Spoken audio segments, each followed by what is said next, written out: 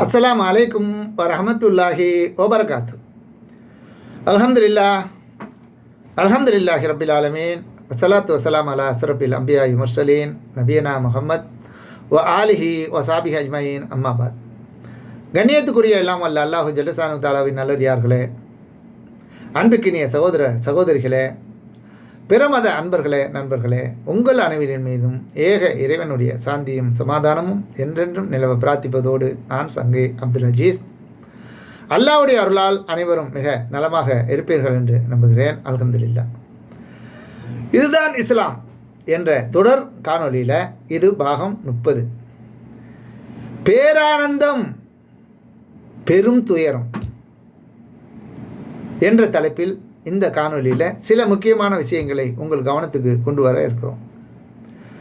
அதாவது, உணர்ச்சிகளை கட்டுப்படுத்தி பேரானந்தம் பெரும் துயரம், இந்த இரு காரணங்களால் தான் மனித உணர்ச்சிகள் பற்றி எரிகின்றன என்பதை நாம் நினைவில் நிறுத்திக் கொள்ள வேண்டும்.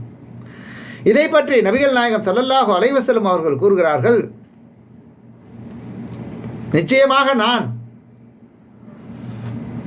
மூடத்தனமான அவக்கேடான 2 சப்தங்களை வெளிப்படுத்துவதிலிருந்து தடுக்கப்பட்டுள்ளேன். 2 வாசகங்கள், 2 வார்த்தைகள் என்ன பயன்படுத்துவதை விட்டும் நான் தடுக்கப்பட்டுள்ளேன். அது என்ன அந்த 2 வாக்கியங்கள்?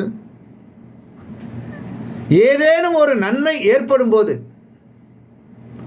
நமக்கு ஏதாவது ஒரு நன்மை ஏற்படும் போது மகிழ்ச்சியில் சப்தமிடுவதிலிருந்தும், ஏதேனும் ஒரு துன்பம் நேரும்போது துயரத்தில் துன்பத்தில் ஒப்பாரி வைக்கப்படுவதிலிருந்தும் தடுக்கப்பட்டுள்ளேன். உங்களுக்கு தவறிவிட்டதற்காக நீங்கள் கவலைப்படாமல் இருப்பதற்காகவும், அவன் உங்களுக்கு வழங்கியவற்றில் நீங்கள் பூரித்து போகாமல் இருப்பதற்காகவும் விதியை ஏற்படுத்தி இருக்கிறான். கர்வமும் பெருமையும் கொண்ட ஒவ்வொருவரையும் அல்லாஹ் நேசிக்கவே மாட்டான் என்று 57வது அத்தியாயம் 23வது வசனத்தில் அல்லாஹ் சொல்லி காட்டுகிறான். மேலும் அல்லாஹ்வின் தூதர் ஸல்லல்லாஹு அலைஹி வஸல்லம் அவர்கள் கூறுகிறார்கள், துன்பம் ஏற்பட்ட உடனேயே மேற்கொள்ளப்படுவது தான் பொறுமை. நம்ம பொறுமைன்னா வேற மாதிரி என்னென்னமோ நினச்சிக்கிட்டு இருக்கிறோம். பொறுமை என்றால் நமக்கு நம்மளால் தாங்கிக் கொள்ள முடியாத அளவுக்கு துன்பங்கள் ஏற்படும் போது, அப்படிப்பட்ட நேரத்திலே நாம் பொறுமை காப்பது தான் என்று அல்லாஹ்வின் தூதர் ஸல்லல்லாஹு அலைஹி வஸல்லம் பொறுமைக்கு, சபுருக்கு அற்புதமான விளக்கம் கொடுக்கிறார்கள். இதை நீங்கள் புகாரியில் பார்க்கலாம். இன்பம் துன்பம் ஆகிய 2 நிலைகளிலும் உணர்ச்சிகளை கட்டுப்படுத்தக்கூடியவன் தான் வீரன் எனும் சொல்லுக்கு தகுதியானவன். வீரன் என்றால் யார்? அதுலேயும் தவறான வியாக்கியானங்களை கொடுத்துக்கிட்டு இருக்கிறோம். இன்பம் துன்பம் ஆகிய 2 நிலைகளும் உணர்ச்சிகளை கட்டுப்படுத்தக்கூடியவன் தான் வீரன். தன்னுடைய உணர்ச்சிகளுக்கு கடிமலம் இடுபவன் மூலம் தன்னுடைய உணர்ச்சிகளுக்கு கடிவளம் இடுவதன் மூலம் உண்மையில் அவன் தனது ஆன்மாவிற்கு நிம்மதியையும் வெற்றியையும் சுவைக்க செய்துவிட்டான். இறைவன் மனித பண்புகள் குறித்து திருமறையில் கூறுகிறான், மனிதனுக்கு அருளை அனுபவிக்க செய்து பின்னர் அவனிடம் இருந்து அதை நாம் எடுத்துவிட்டால் அவன் நம்பிக்கை இழந்தவனாகவும் நன்றி மறந்தவனாகவும் ஆகிவிடுகிறான். அவனுக்கு ஏற்பட்ட துன்பத்திற்கு பின் இன்பத்தை நாம் அனுபவிக்க செய்தால் என்னை விட்டும் தீங்குகள் அகன்றுவிட்டன என்று கூறுகிறான். அவன் பெருமிதம் கர்வம் கொள்கிறான். துன்பங்களை சகித்துக்கொண்டு நல்லறங்கள் புரிவோரை தவிர அவர்களுக்கே மன்னிப்பும் பெரிய கூடியம் உண்டு என்று அல்லாஹ் ரப்புல் ஆலமீன் திருமறை குர்ஆனில் சொல்லி காட்டுகிறான். இறைவனை திருமறை குர்ஆனில் 11வது அத்தியாயம் 9லேருந்து 11 வரை, 9, 10, 11 ஆகிய வசனங்களில் அல்லாஹ் சொல்லி காட்டுகிறான். இறைவனை வணங்கக்கூடியவர்கள் இன்பம் துன்பம் 2ஐயும் சமமாக காண வேண்டும். நல்லது நடக்கும் போது இறைவனுக்கு நன்றி கூறுபவர்களாக இருக்க வேண்டும். நமக்கு ஏதாவது ஒரு நன்மை ஏற்பட்டால் உடனடியாக அவனுக்கு நன்றி கூறக்கூடியவர்களாக நாம் இருக்க வேண்டும். நமக்கு ஏதாவது ஒரு சோதனைகள் வரும்போது பொறுமையை மேற்கொள்ள வேண்டும். எளிதில் உணர்ச்சி வசப்படுதல் மனிதனை எளிதில் சாகடித்துவிடும். அது அவனை தூங்க விடாமல் துன்புறுத்தி கொண்டே இருக்கும்.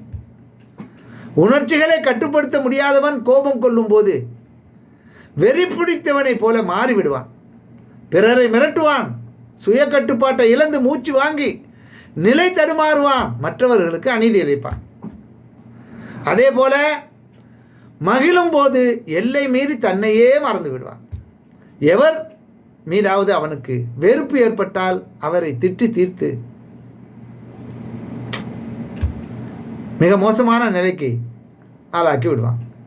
அவர் செய்த நல்ல காரியங்களை எல்லாம் மறந்து அவரது பெயருக்கு களங்கம் விளைவிக்கும் வேலையில் அதிகமாக ஈடுபடுவான். அதே நேரம் எவரையாவது நேசிக்க ஆரம்பித்து விட்டால் அவருக்கு மரியாதை பதக்கங்களை அணிவித்து அழகு பார்ப்பான்.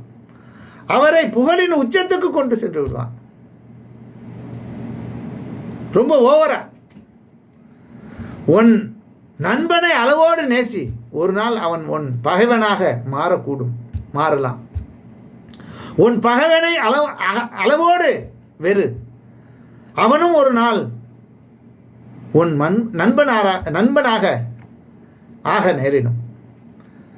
மேலும் இறைவா, கோபம் மகிழ்ச்சி இந்த இரண்டு நிலைகளிலும் நான் நடுநிலையுடன் செயல்பட உன்னிடம் வேண்டுகிறேன் என்று அல்லாஹ்வின் தூதர் ஸல்லல்லாஹு அலைஹி வஸல்லம் அவர்கள் அல்லாஹ்விடம் பிரார்த்தித்து கொண்டே இருப்பார்கள் என்பதை நம்ம நபிமொழிகளில் பார்க்குறோம். எனவே உணர்ச்சிகளை அடக்கி அறிவை தன் கட்டுப்பாட்டிற்குள் வைத்திருப்பவரும் ஒவ்வொன்றுக்கும் அதன் தகுதி அறிந்து முக்கியத்துவம் அளிப்பவரும் தான் உண்மையாக உணர்ந்தவர், நேர்வழி அறிந்தவர், சத்திய பாதையில் நடப்பவர் என்பதை நாம் விளங்கிக் கொள்ள வேண்டும்.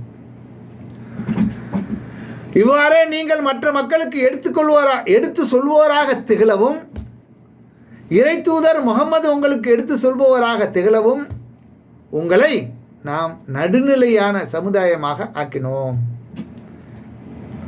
வந்த வழியே திரும்பி செல்வோரிலிருந்து இந்த தூதரை பின்பற்றுவோரை அடையாளம் கண்டு கொள்வதற்காக ஏற்கனவே நீர் நோக்கிய கிப்லாவை நிர்ணயித்தோம்.